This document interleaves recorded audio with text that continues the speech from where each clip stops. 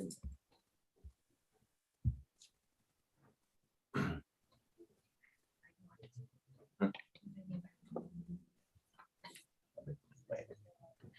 don't have anything to do. All right, looks like we're good to go. Okay. Well, good morning, everyone. Call this meeting to order. Thank everyone for being here this morning. Our first item is a roll call. Melissa Cardwell, Present. Judge Coleman, Here. Judge McCarty, Present. Kevin Phelps, Here. Colton Givens. Here. So we have everyone is present this morning.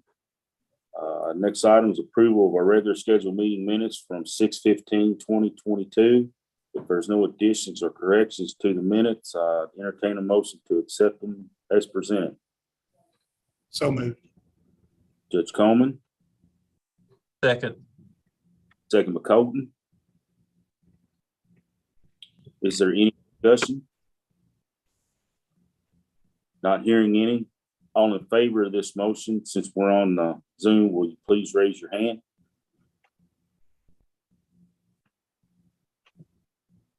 Motion is unanimous. Motion carries. Thank you. Our next item of business is land acquisition. First part of that is the termination on road closure. I've spoken to the mayor, also to the superintendent on this. We're all three pretty much in agreement that closing that road will cause a lot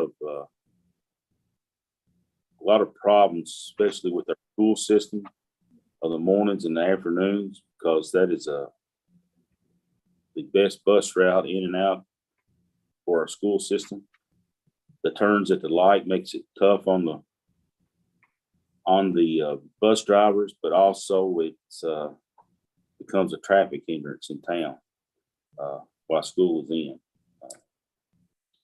But does anyone else have anything on that determination on the road closure? Or any thoughts or anything you want to add to it?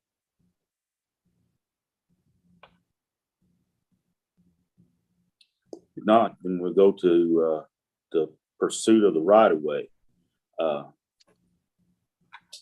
Our district manager from the transportation department, Joe Plump, he had sent out an email stating that with the right of way, that it would be very doable for them to reduce the right of way down there on Ohio Street. Is that something that we want to pursue? I would say definitely yes. It's just going to give you more usable land where you could build. Right now, the layout we had, for example, won't fit with the right of way that we discovered. We'd have to move something, you'd lose parking for sure. So if you can reduce the right of way, there's a good chance you could retain more parking. How much right away did they approve? They, I don't ever gave a definite reduction on it. But Jeff, what is the distance or the reduction that you think we should ask for on that right away there? The most they'll give us. Oh, so I mean, I would just ask them to go for, make it as small as they can. I mean, there's not really a magic number. It's just, there's no reason to give them more than they need. So I would just ask them to reduce it to the maximum amount they can reduce it to. And then we'll know we have as much property available as a result. Okay. Hey, Jeff, for us, reduction on the right of way.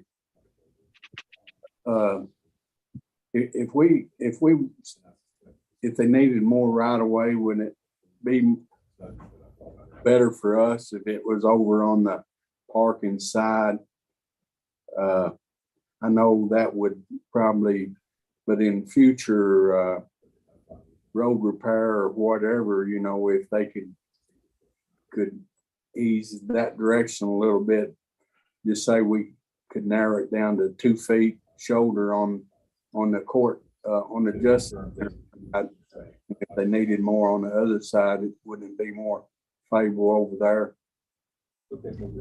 I don't, road right of ways aren't my expertise, but I think it's usually a bit unusual to have it a lopsided like that. If they'll do it, fine, but I've not often seen that.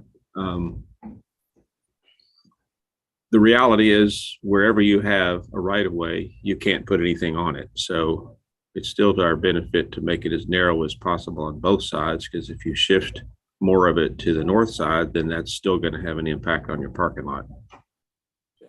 So it'd be best just to ask them to reduce it as much as possible and just see what they say. The answer they give you might solve all the problems if they're willing to go down quite a bit. And that might be the end of the discussion. Is it okay with the board that I get in contact with Joe Plunk and see what we can do with that?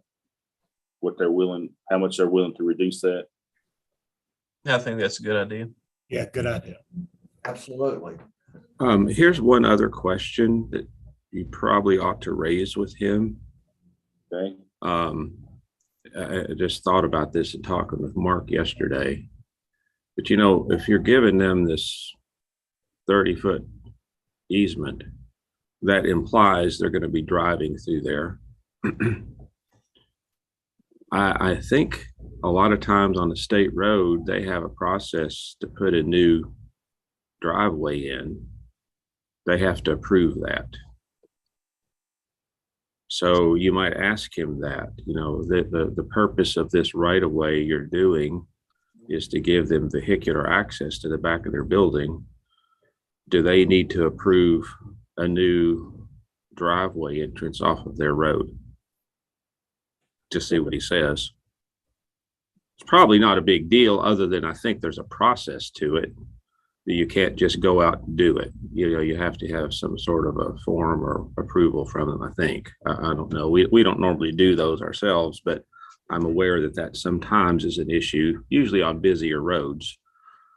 But you should at least ask the question, because, if you end up giving them an easement and the state says, well, you can't have a driveway there, then, you've kind of given them an easement for nothing.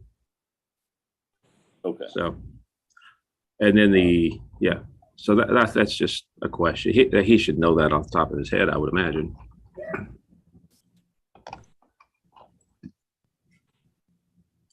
Okay. We'll reduce the right of way and then ask if we'll have to have a new driveway entrance approved. Mm-hmm. Yeah, that might be something the Colemans have to do, but we just want to make sure that that's not a problem if we're going to give this easement. So that's does that make sense, Judge Fleener? Yeah, it does. Yeah, we just want to make sure there's no hitches there on what we think we're able to do. Okay. And then the other thing, just for everyone to think about, I'm not suggesting you all have to decide this today necessarily, but I would think you'd want it to be part of your property agreement, is if, for example, there is some plan by them to pave that connection, who's paying for it? Because it's your property, but it's their use. So whatever you decide is your business, but I think that probably needs to be defined so that no one has any misunderstandings after the property is transferred as far as who's responsible for any improvements there.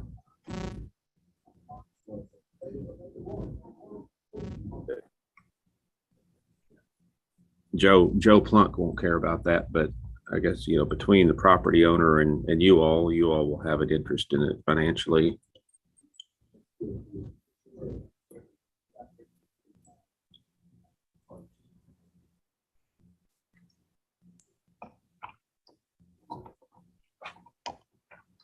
Okay. Yeah, that's where on the easement, if we're going to give the easement, I guess we need to figure out what the language for that is. If there's any language as far as who maintains what, I guess was the concern on that, Judge Fleener. I don't know if anybody has any suggestions on. Colton, do you have any suggestions on that?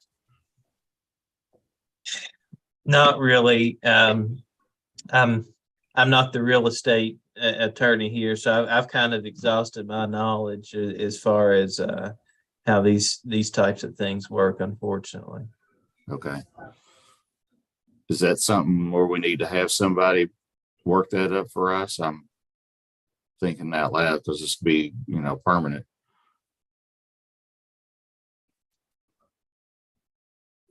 That's usually not that difficult to put those together though, so. I think that that's something that maybe the landowner ought to go ahead and be considering doing that and then incorporate that into the sale. Okay. Because it looks like, we're basically going to be subdividing the one piece of property. So we'll have to get the boundaries and stuff, get that determined, and probably show that on a survey where it shows the two separate pieces of property and the width of the easement, and then the deed will have the language on, I guess, any requirements on how the, as far as the maintenance of the easement and all that type stuff. Basically, you can approach it one of two ways. One is that we take the property and grant an easement, or two is that we take this property subject to an easement. Okay. It basically doesn't make a lot of difference. You could word it in such a way that should the easement cease being used, it reverts over to the land, to the property owner, us, in that situation. So Okay. either way, it would work. Okay. It's going to have the same net effect. Okay.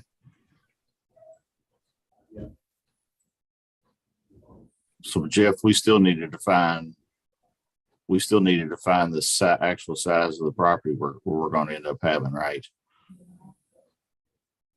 Well, yeah, yes. I think what was done before gives us an idea. It's a matter Okay. of when you want to do an actual survey.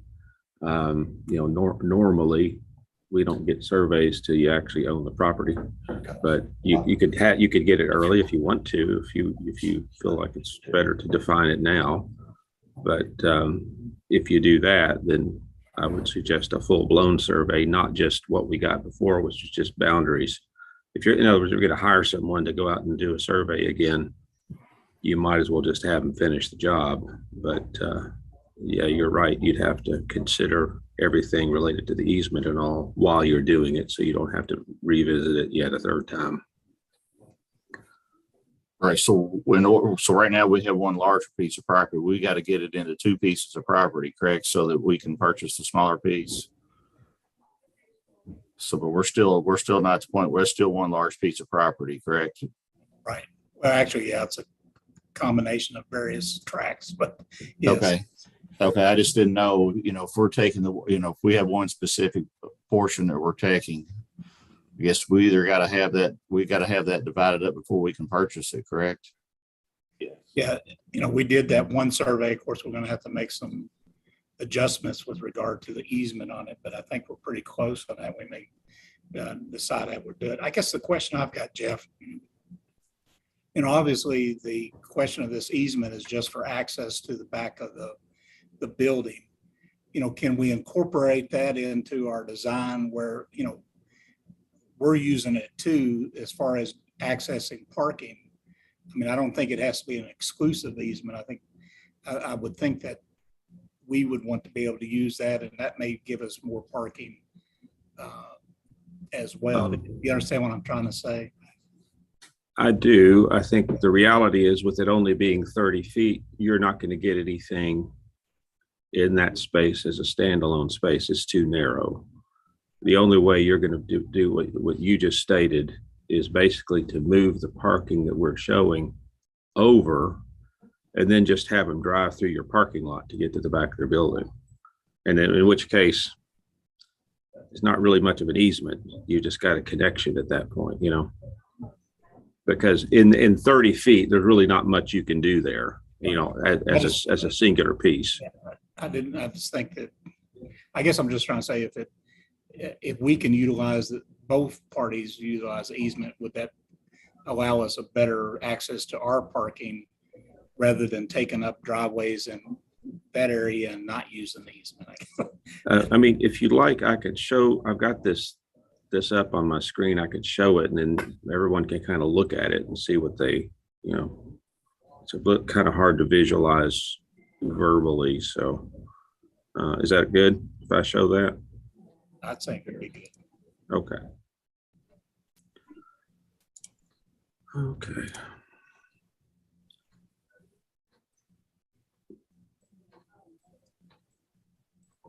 All right, you seeing it now? Yes. Okay. See, that's all I'm saying is, right, you know, the way it was understood was we're giving them a 30-foot strip that they could just use. 30-foot strip. If, on the other hand, you want to be able to use that space also, there's really not much you can do separate from this in that space. But you could, I mean, you know, you could move this parking over, maybe get some more in over here, but then you'd be driving through the drive lane to get to the back of the building. That's your choice. It's not saying it's right or wrong. It's just whether or not you want them driving through your otherwise, you know, used property that you're functioning on to get to their building. That's just a choice. I've got a quick question here. Right there where you're showing with your hand right there. Yep. The back of the building right there. Mhm. Is that not a possibility that could be access to the back of the building from around? You mean from around here?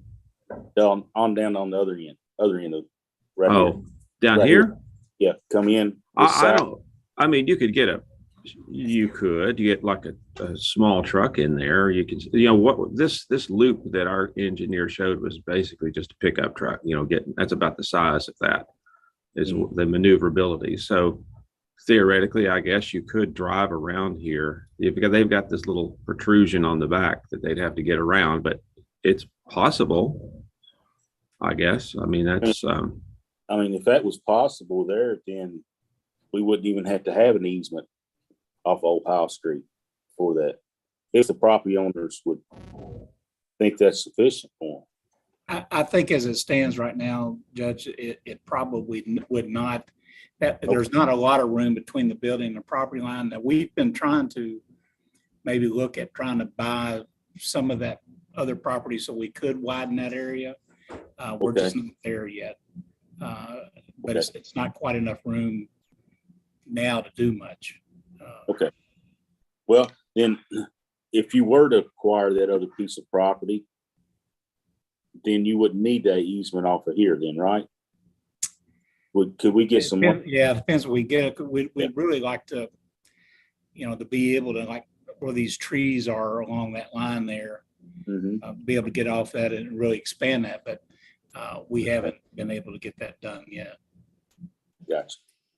so what I was saying, you know, was if you were to take, I mean, I'm making this up here at the moment. So if you were to move this parking over to here, for example, you might be able to get a little bit more parking in on the other side. But what that would mean is that to get to the back of their building, you'd be coming in here, you know, straight through from here to there, and you'd be driving, you know, through this little narrow spot to get to the back of the building, but you'd be driving through your parking lot. So that's, I mean, that's entirely up to you whether you all want to do that, but it's just different, you know, not right or wrong. I've got a question and you know, I don't know for sure how often they would access that, but if we say something like they could have access through our parking lot, and then if this other option come available, then they would have to go, you know, later on down through that, because I kind of, and I don't know, Tim, you might be able to tell us, how often do they have to have the access to the back of that building? Once a month? Well, I really can't answer that question, Kevin, because I'm just not around there much. I never really see them accessing it when I'm by there, but I think they just get some deliveries in that back. I would think it's probably more once or twice a week than it is once a month. Most of their deliveries, most of their stuff comes from the front.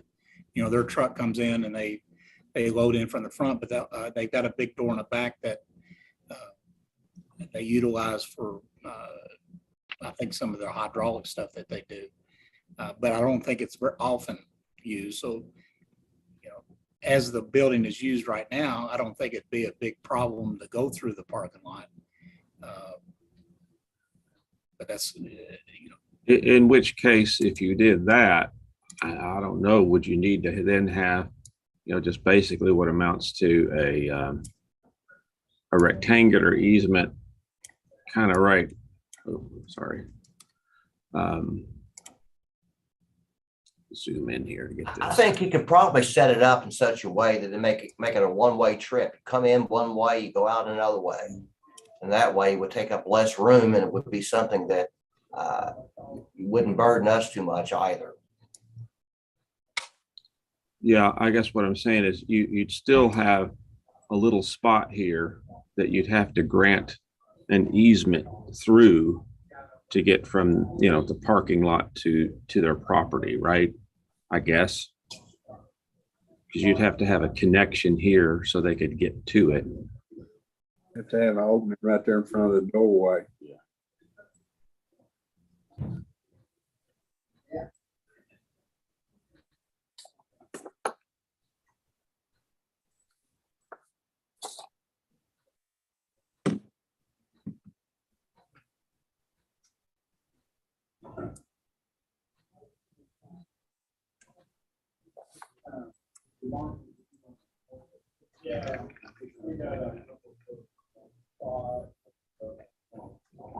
Well, whatever we do, we need to go ahead and get moving on it because, we don't need to spend all our time talking about an easement. We need to move on.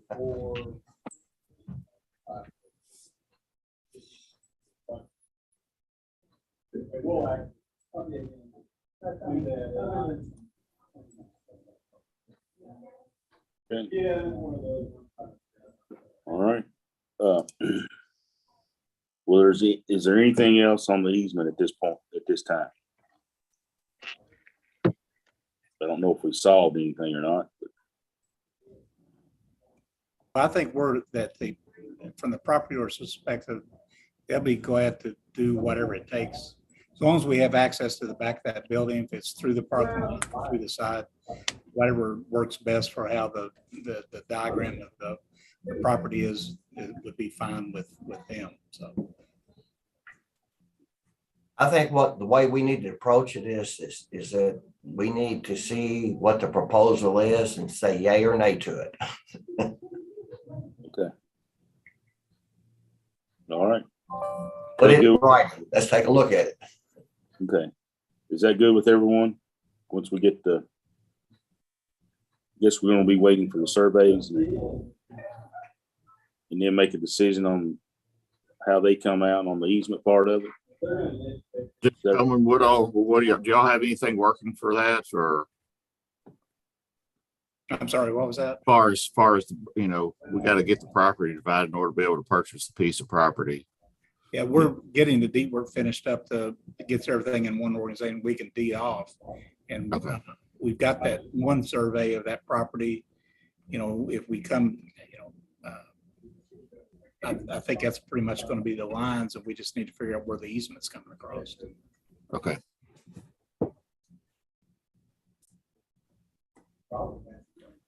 What I would say, Tim, is go ahead and put together the instruments and put where you propose we do it.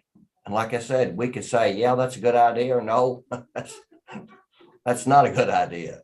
That's And fine just with go me. with that. And Okay.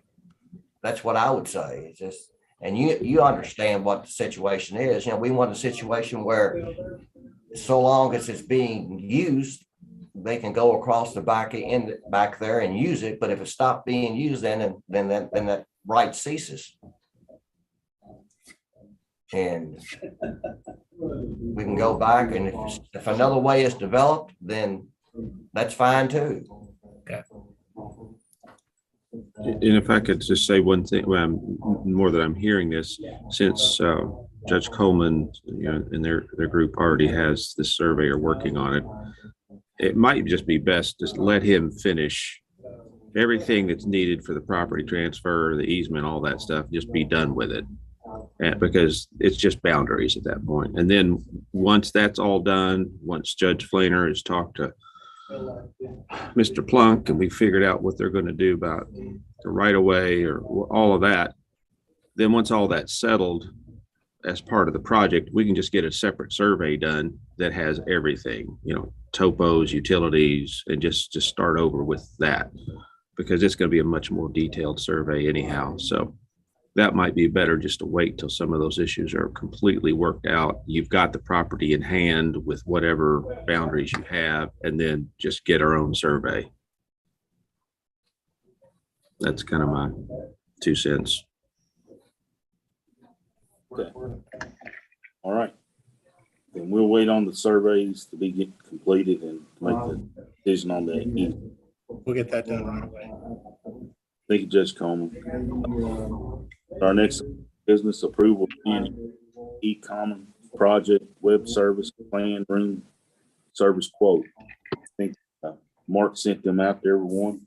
Yeah, I will, I'll give you a little overview of that. Basically, that's like a website we use to run all our construction documentation through it, our change orders, pay applications, different things like that. When we get into the project, they also have a plan room website where most all your public projects are advertised for bid on there. So there's substantial amount of contractors that basically are signed up to that website to receive notifications for projects that bid.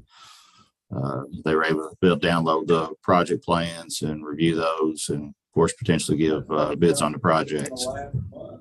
So we usually use this on most all the projects.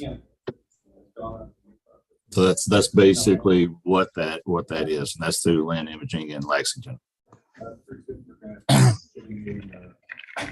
Okay.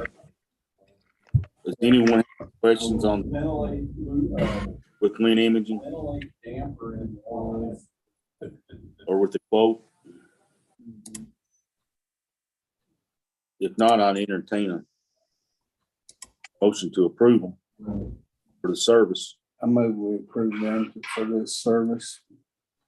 Motion was made by Kevin, Second. second by Colton. Is there any discussion? Not hearing any, would one please raise your hand? Okay. Motion carries. Approved. Item is approval of invoice from Limbach Funkhauser Phase 1 site assessment invoice, $2,750. I move we approve it. Motion by Kevin,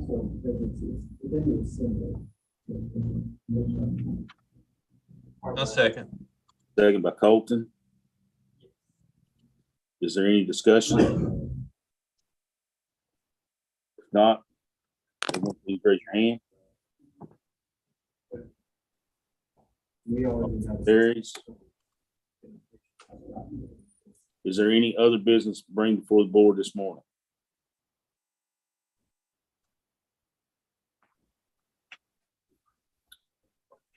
If not, we need to schedule a meeting.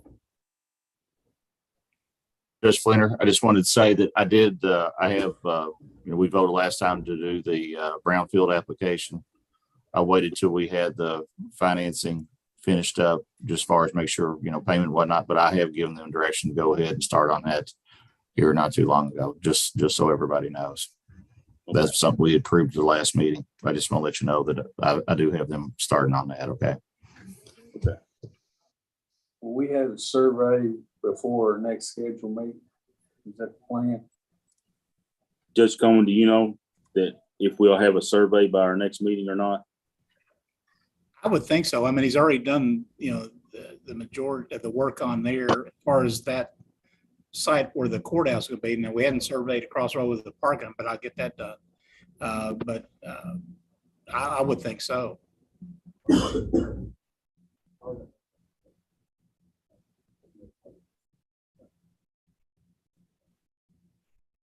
Mark, do you have a date for us for our next meeting?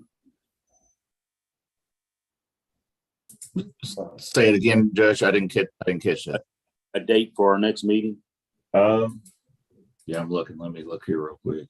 August 17th is the third Wednesday. Is that a good enough day? Yeah, that's it. That's the correct day.